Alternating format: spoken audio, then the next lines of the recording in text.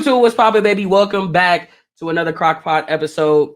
And the Cavaliers are 12-0, eighth team to start to achieve this feat. And these boys is clicking on all cylinders. It is a beautiful sight to sit down and actually get to watch every single play that happened today, so I can actually sit here and evaluate what I saw.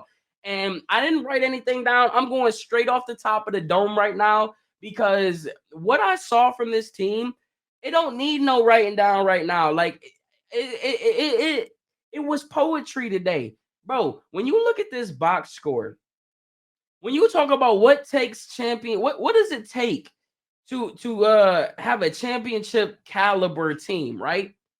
You obviously need a number one, right? You obviously need a number one. You got that in Donovan Mitchell. He gave you 36, 8, and 2 tonight. You need somebody to facilitate. You need another scorer to go along with Donovan Mitchell. Darius Garland is supposed to be that guy. He gave you 17 and 5 tonight, and he gave you some big buckets when it mattered most. And then obviously your third piece, everyone likes to talk about the big threes. Evan Mobley has evolved. What's understood don't need to be explained with Mobley. We know what he's cooking with right now. But when you think about these championship teams, and I'm just thinking about when the Cavs was going against that dynasty and the Warriors, right? Who was killing us all the time, right? Steph Curry didn't get MVP. You got Andre Iguodala getting it 1 year. You had Sean Livingston go perfect from the field. You had Kevon Looney going, like you had all these backups just doing stuff that they shouldn't be doing against us, right? And the Cavaliers have every ounce of that. The Cavaliers have every ounce of that. And right now, the sixth man of the year is Ty Jerome. The sixth man on our team should be Ty Jerome, because what he's doing on the defensive side of the ball, it is so nice to have, because he's also giving you offense to go along with it. How about 5 of 10 from the field, 2 of 5 from the 3-point line? He gave you 6 assists and 3 steals. Again, these steals are coming in the crunch time. Kenny Atkinson has found a way to play the perfect brand of basketball. If this was Kevin Stefanski, he'd be like defense, offense, special teams, playing complementary football. That's what we talk about. What you're getting from the Cavaliers is defense, special teams, and offense all clicking on all cylinders. The hustle plays are there. Your stars are starring. Your role players are role playing. You guys are not letting leads defeat you. You're weathering storms. Your bench is playing phenomenal. You got 3 guys with 12 points on your bench. Niang being one of them. How about everyone getting off the Niang train last season? Everyone getting off the Darius Garland train. Like, there really truly is so many things that we can highlight about this team. And it was a beautiful test, because when you look over at the Chicago Bulls team, they kind of gave you a New York Knicks-esque look, right? 5 players really got a majority of the rotation besides Ayo, who got 30 minutes on the bench. Terry gave them 15 and Phillips gave them 10 on the bench. But for the most part, it was their starting 5 doing the bulk of the work, as all of them have double digits and 3 of them have over 20 points. So they gave you that New York Knicks-esque look, right? And we weathered it. The Cavs had that a big lead in the second quarter, and the Bulls go on to go with like a 16-2 run and come out in the third quarter and still carry that momentum. And the Cavs were still there. They weathered it. Why? Because their defense held them in. And then it wasn't the starters. It wasn't Donovan Mitchell. It wasn't Darius Garland. It wasn't Evan Mobley or Jared Allen that brought you back into this game. It was Ty Jerome, George Niang, being the guys leading the way and getting you back in this game. And oh yeah, Dean Wade as well. He gave you 1 big 3, but he also gave you some tremendous defense, coming away with 2 blocks. And that's just, it's just championship style basketball.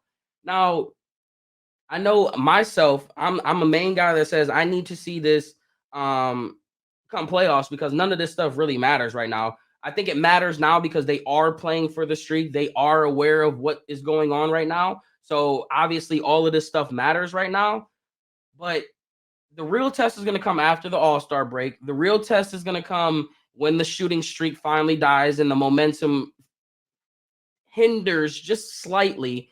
And that's when we'll see what this team is made of. But I think we're already forced. They're already showing us the signs for the geeks. By whoa, for the geeks by the geeks, my man. I ain't seen you since 2020. Appreciate the raid, bro. But we're on our recap right now. We're on a recap right now. So excuse me, we're on a YouTube video. So let me lock in real quick. But I appreciate you, bro. It's good to see you, man. Shout out to my boy Geeks, bro. But yeah, back to what I was saying. I don't even know where I was at right now.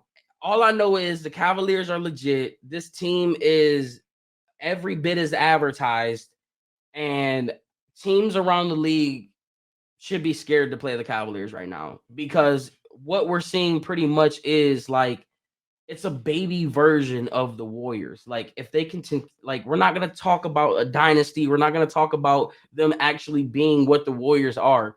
But what you're seeing is very Warrior-esque. The way that the ball moves, the way that it carries the energy, the way that every single player on this roster is bought in. Sam Merrill went 0 of 5 from the field, had 0 points. I mean, he gave you 18 minutes, but he still was plus 11 in the box score. He gave you 3 assists. 0 points, 0 of 5 from the field, and they're still plus 11. That is insane. That's just winning basketball. And I think Cavalier fans should be excited. Uh, I don't think it's inappropriate to talk. I don't think it's inappropriate to talk about championship aspirations. I think it's legit. Um, and we should be happy because the Browns are dog shit right now, and we can't do anything but look at the Cavs and be joyful. Am I going live Wednesday? We will be live Wednesday. Let's see who the Cavs play. Let's check the schedule real quick. They have they have Philly, and I believe Philly plays tonight or tomorrow. And Joel Embiid doesn't play back to back, so it'll be interesting to see if Joel Embiid will play for this game. We'll have the Bulls again at home, and you see how they played us this week. That should be a good game. The Hornets are never nothing but scar-fed, especially the way LaMelo Ball is playing right now. He's playing some good basketball. So is Brandon Miller, I believe, and obviously the big test, TNT, prime time, defending champions, the team that knocked you out of the playoffs, the Boston Celtics. Like this is going to be the game that we're highlighting. They got to get through these. They're definitely taking it one game at a time because, like we said, they're definitely aware of the task at hand. But if they can get through this, man, how about all eyes being on the Cavaliers for this Boston Celtics game, man? And they already got the Celtics as favorites. What is this team going to look like with Max Strus? And is Imani Bates going to get any type of action and play? Because if you think about Imani Bates' game, he's a scorer. He fits Kenny Atkinson's system so well with how good he scores. So when these players get back, I was asked earlier about trades in one of my comments, and someone asking if the Cavs would make any trades at the deadline. And honestly, I don't know if they need to make any big trades. I think if they add anything, it'll be a depth piece. It'll be a piece that isn't going to come in and you expect him to do anything over the top because I don't think you need to move any serious pieces when the chemistry and everything is working good. They're putting up 122 points a game with almost 30 assists per game. You don't need to alter or do anything crazy to this roster. So maybe Max Strus and Amani Bates is exactly what the pieces that they could use. So it's going to be interesting to see. But we also know that good teams will add certain pieces or they will add something to make it interesting. So it's definitely going to be something to look forward to. You're definitely going to need to be locked in. You're definitely going to need to be subscribed with the notification bell on because we will be live for the next home game on Wednesday.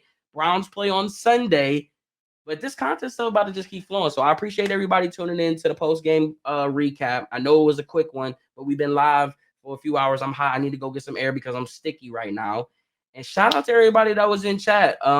Little light crowd today, but these are considered the Cavalier OG. So if you was here today, shout out to my boy Ben. Shout out to Vortex. Shout out to Geek. Shout out to Soul. Shout out to Bucky, Jay. Shout out to our man Blazing Jay. Shout out to Matt. Shout out to Sawyer, Will Clips. Shout out to everybody that was in chat today because this is just the beginning. All right. So I love y'all. I appreciate each and every one of y'all. And I'll catch y'all Tomorrow, I guess. I mean, yeah. Why wouldn't y'all see me tomorrow? Because we doing this every day. All right. So peace.